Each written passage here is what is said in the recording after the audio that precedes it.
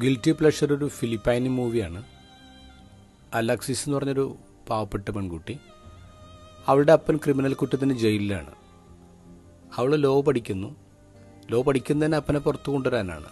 അങ്ങനെ അവൾ ലോ പഠിച്ച് ഒരു എസ്റ്റാബ്ലിഷ്ഡ് ഫേമിൽ വർക്ക് ചെയ്യുമ്പോൾ അവൾ അപ്പനെ കാണാൻ വരുന്നുണ്ട്. അപ്പം പറയും, മോളെ നീ എന്തിനാ ഈ പൈസ വേസ്റ്റ് ആക്കുന്നത്? അപ്പോൾ അവൾ പറയും, അപ്പോൾ ഇത് പണമല്ല, അപ്പോൾ ഇത് ഫ്രീഡമാണ്. അപ്പോൾ അയാൾ പറയും, മോളെ ഞാനൊരു കുറ്റം ചെയ്തിട്ട് ഇവിടെ കിടക്കുന്ന ആളാണ്. ഞാൻ കുറ്റം ചെയ്തിട്ടുണ്ടെങ്കിൽ അതിൻ്റെ കോൺസിക്വൻസും കൂടെ അനുഭവിക്കണ്ടേ?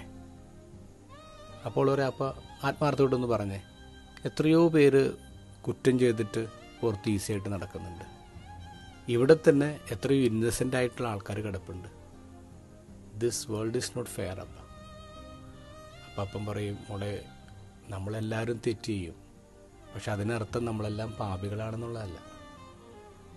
നമ്മളുടെ തെറ്റുകളൊക്കെ ക്ഷമിക്കപ്പെടും, പക്ഷെ ആത്മാർത്ഥത്തോട്ട് നമ്മളെ തെറ്റ് അക്സെപ്റ്റ് ചെയ്യണം. ഈ അറിവാണ് മോളെ നമ്മളൊക്കെ കുറച്ചും കൂടി നല്ല മനുഷ്യരാക്കുന്നത്. ഇത് ഗോസ്പലിൽ ധൂർത്തപുത്രനുണ്ടാകുന്നത് ഇതേ അറിവാണ്.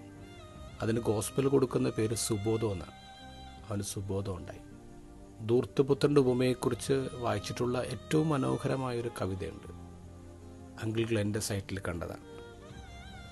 Jesus told the story of the prodigal son to make a simple point.